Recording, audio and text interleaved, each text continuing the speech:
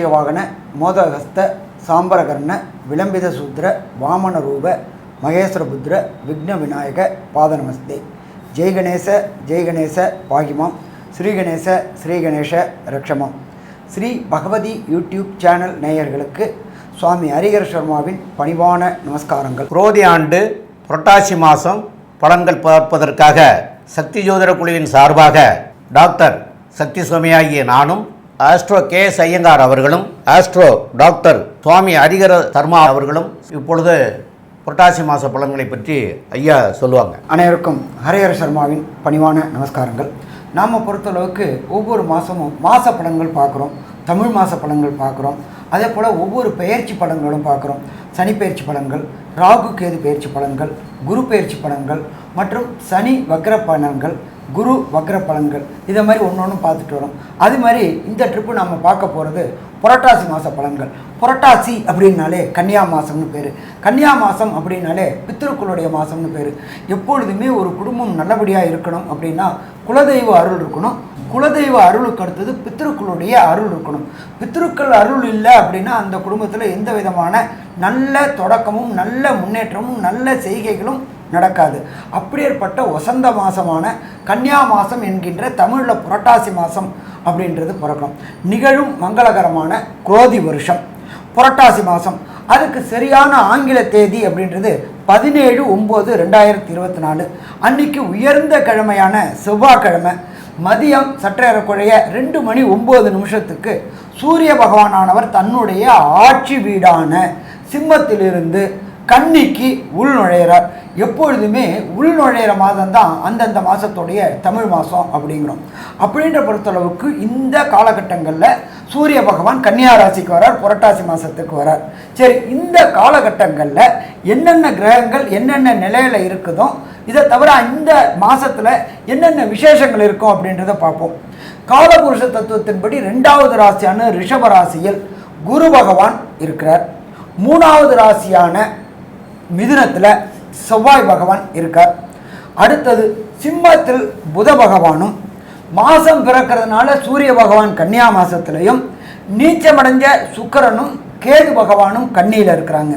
இதை தவிர சனி பகவான் இருக்கிறது அப்படின்றது பொறுத்தளவுக்கு தனது ஆட்சி வீடான கும்பத்தில் ஆட்சி பெற்று இருக்கார். இதில் பார்த்தோம் அப்படின்னாக்க அவர் வக்ரகதியிலையும் இருக்கிறார்.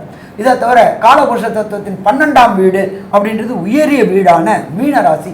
மீனராசியில் எம்பெருமான் ராகு இருக்கிறார். இந்த மாதிரி பிளானட்டரி பொசிஷனில், இந்த மாதிரி கிரக நிலவரத்தில் இந்த புரட்டாசி மாதம் ஆரம்பமாகுது. சரி, இந்த புரட்டாசி மாதம் அப்படின்னா என்னென்ன விசேஷங்கள் இருக்குது அப்படின்றத ஃபஸ்ட்டு பார்ப்போமா. புரட்டாசி மாதம் பிறக்கிறது 17/9/2024 செவ்வாய்க்கிழமை. அன்னைக்கு மத்தியானம் 2:09 சூரிய பகவான் கன்னியா ராசியில் வரார். அதுக்கு சூரிய பகவான்றதுனால புரட்டாசி மாதம். அதுக்கு அடுத்தது அப்படின்றத பொறுத்தளவுக்கு 18/9/2024. இப்போ நம்மளை பொறுத்தளவுக்கு பித்ருக்களுக்கு காரியம் செய்யக்கூடிய நாட்கள் அப்படின்றத பொறுத்தளவுக்கு மாலையபக்ஷம், அதுக்கு அடுத்தது ஆடி அமாவாசை, அதுக்கு அடுத்தது தை அமாவாசை. இந்த காலகட்டங்கள். இப்போ இந்த ஆடி அமாவாசைன்றது நம்ம கடந்த காலகட்டங்களில் போனோம். அது அயனம் மாறக்கூடிய காலகட்டங்களில், உத்தராயணத்துலேருந்து தட்சிணாயணம் மாறக்கூடிய காலகட்டம் அப்படின்றது அந்த காலகட்டங்களில் சூரிய பகவான் இருக்கிறது கர்க்கடகத்தில் இருப்பார். அதனால் அந்த சூரியன் அயனம் மாறக்கூடிய காலகட்டங்களில் பித்திருக்களுக்கு உண்டான தர்ப்பணங்களும் புனித காரியங்களும் செய்யக்கூடிய காலகட்டங்கள். அதுக்கு அடுத்தது வருது புரட்டாசி மாதத்தில் மகாலய அமாவாசை. இந்த மகாலய அமாவாசை அப்படின்றது 18/9/2024 அன்னைக்கு தொடங்குது. அதுக்கு பேர் பக்ஷம் தொடங்குறதுன்னு பேர். மாலைய பக்ஷம் ஆரம்பம்னு பேர். பக்ஷம் ஆரம்பம் அப்படின்னா ஒரு பட்சத்துக்கு சற்றேறக்குறைய 15 நாட்கள். பௌர்ணமியில் இந்த மாலைய பக்ஷம் ஆரம்பமாகுது. அதுலேருந்து தொடர்ந்து 15 நாளும் பித்ருபட்சம் அப்படின்னு சொல்லுவோம். பித்ருபட்சம் அப்படின்னாக்க நீத்தார்களுக்கு, நம்மளுடைய முன்னோர்களுக்கு ஒரு சில பேர் திதிகள் தர்ப்பணங்கள் கொடுக்காமல் இருப்பாங்க. அலுவலக நிமித்தமாகவும், ஒரு சில பேர் வெளியூர் வெளிமாநிலம் வெளிநாடு போனதுனாலையும், அந்த வாய்ப்புகள் அமையாததுனாலையும் அவங்களால அந்த பித்ருக்களுக்கு திதி தர்ப்பணங்கள் கொடுக்க முடியாமல் இருக்கும். அவங்க எல்லாரும் இப்போ வரக்கூடிய வாய்ப்பை பயன்படுத்திக்கணும். எப்பொழுதுமே வாய்ப்புகள் அப்படின்னு நம்மளை தேடி வராது, அது வரும்பொழுது அதை நாம் பயன்படுத்திக்கணும். அப்படி வரக்கூடிய மாலை பட்சம் ஆரம்பம் ஆகிறது அப்படின்றது 18/9/2024 பக்ஷம் ஆரம்பம். சரி, இதுக்கு அடுத்தது பார்த்தோம் அப்படின்னாக்க உயர்ந்தது அப்படின்றது அமாவாசை. அதுக்கு பேர் மகாலய அமாவாசை அப்படின்னு பேர். அது 2/10/2024 புதன்கிழமை வருது.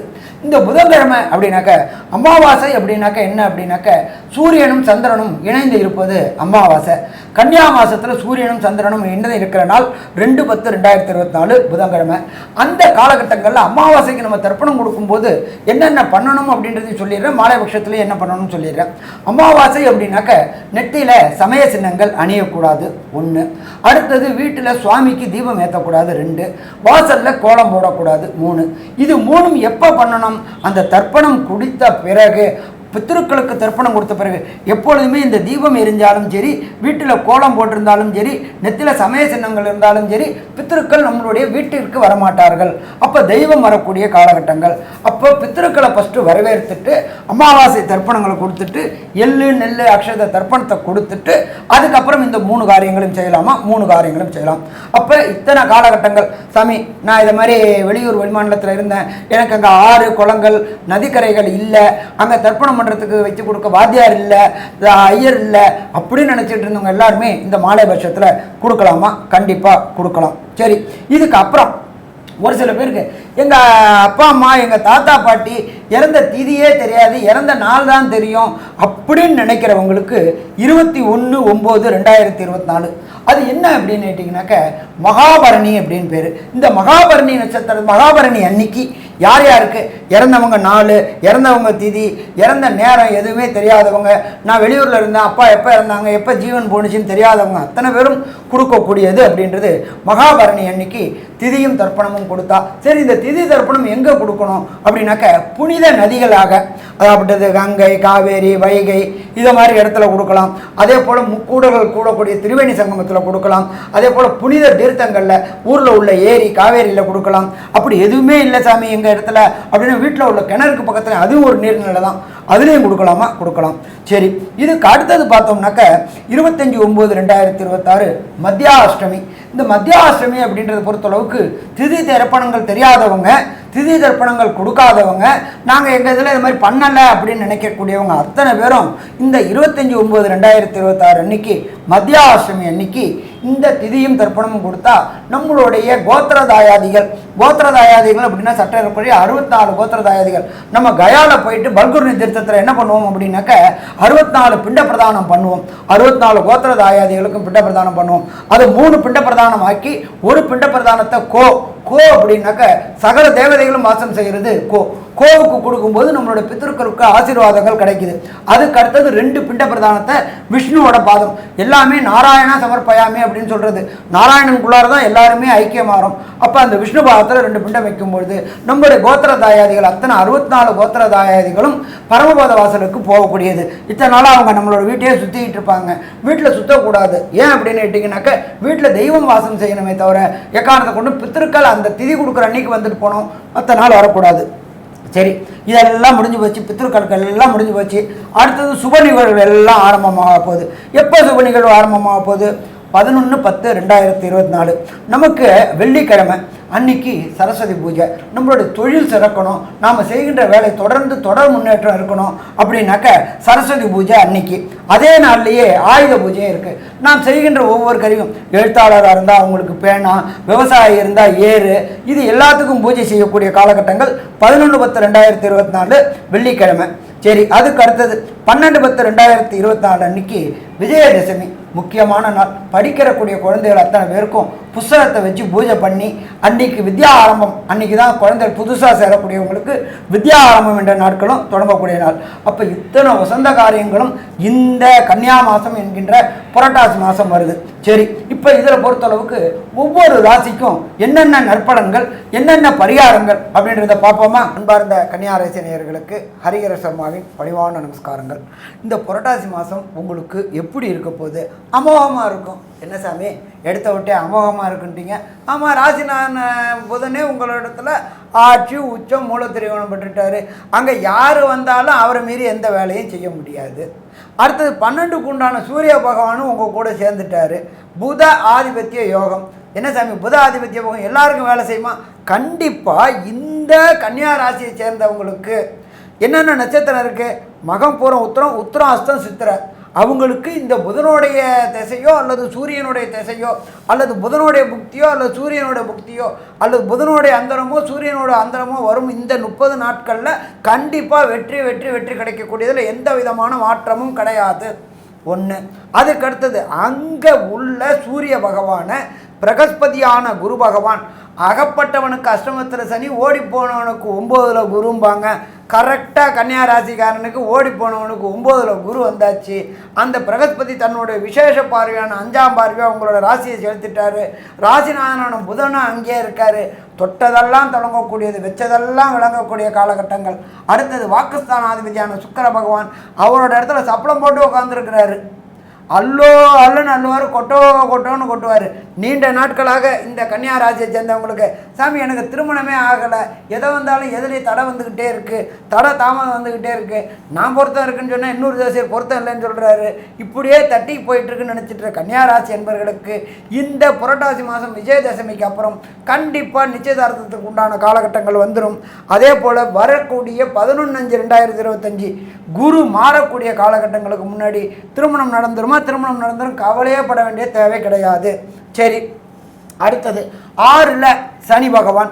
6ல் சனி பகவான் இருந்தாலே அதீத தைரியம் குடிக்கக்கூடியது. முடிசூடா மன்னன்னு கூட சொல்லலாமா? கண்டிப்பாக சொல்லலாம். அடுத்தது 6 அப்படின்றது வேலை ஸ்தானம், அடிமை வேலை. 6ல் 6ஆம் அதிபதியான சனி பகவானே ஆட்சி பெற்றிருக்காரு. என்ன ஒன்று கொஞ்சம் வக்ரம் பெற்றிருக்கிறாரு. எத்தனை நாள் இருக்கிறாரு? 4/11 வரல இருக்கிறாரு. அதனால் இந்த காலகட்டங்களில் வேலை தேடிட்டு இருக்கிற கன்னியா ராசியை சேர்ந்த இளைஞர்களுக்கு கண்டிப்பாக வேலை கிடைக்குமா? வேலை கிடைக்கும்.